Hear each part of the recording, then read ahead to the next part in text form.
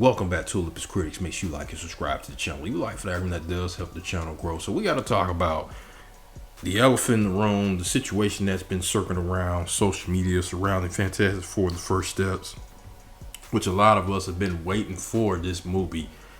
And I was skeptical with the decision with Matt Shackman. A lot of you probably wondering why.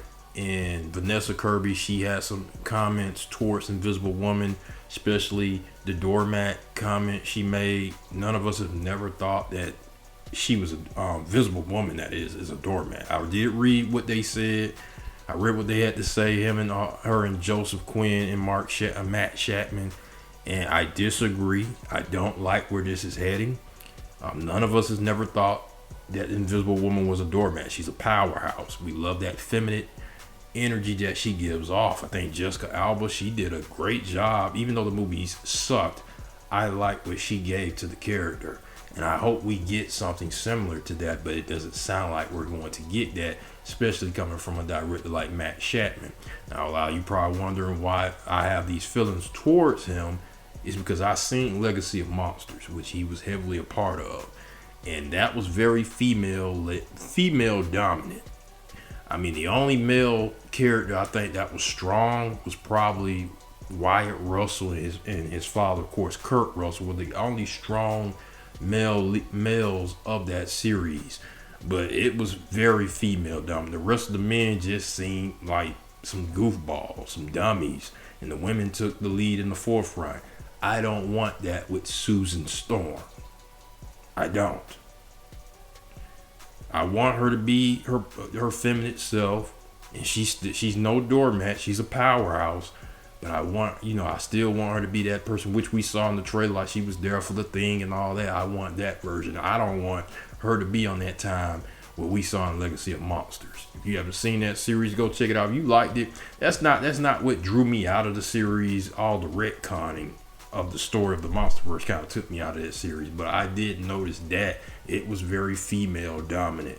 The men looked silly. They just were incompetent towards the women. The women just were more dominant than the men. You only had a few strong male characters in that series. But moving on to Joseph Quinn, him saying that the Human Torch will not be a womanizer. He will be considered of people's feelings. So we're making him an Eoch. That's what we're making Johnny Storm.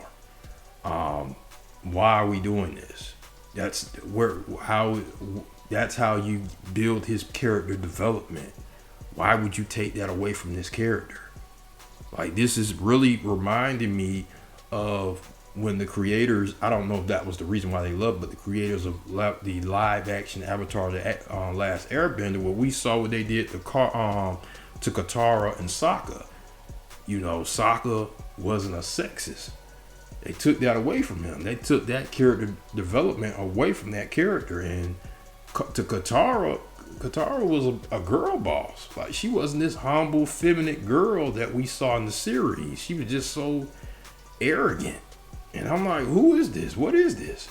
So this is similar to that situation. I see why those creators left the live action series, because what they did to these characters. And you look at these two, and what Matt Shackman is doing doesn't feel like Fantastic Four. Why would you do this to the Human Torch? This is what he's a hot shot. He's a womanizer. That's what we love about him. Then he becomes more humble down the road. Even Bo DeMayo had something to say about this as well, about what they're doing to the Human Torch. How is he gonna have this character development? This is like telling us, if they ever got around to making a live action Dragon Ball Z movie, like when the Z fighters encounter Vegeta's not gonna be ruthless. He's not gonna be a ruthless Saiyan. He's gonna be considerate of people's feelings. We gonna be looking at everybody crazy. Who decided this? This is not Vegeta. This doesn't feel like the Human Torch at all. But we'll see once the movie comes around. But Marvel has been disappointing us with these decisions, with these characters. We finally get the Fantastic Four. We finally get a female superhero that we like. an invisible woman, and y'all want to do this to the character. Then gender politics, come on. We already know where this is headed. But let me know what you guys think, man. I just totally disagree with what they're deciding to do with these characters. A lot of us have been waiting for this. We kind of saw the writing on the wall. You know, they decided to do a female version of Silver Surfer. You're gonna have people coming in the comment section saying, "Oh, well, that was in the comics." I'm like, that's fine, but I wanted Norrin Rad. But they gonna give us Shellabah or whatever her name is.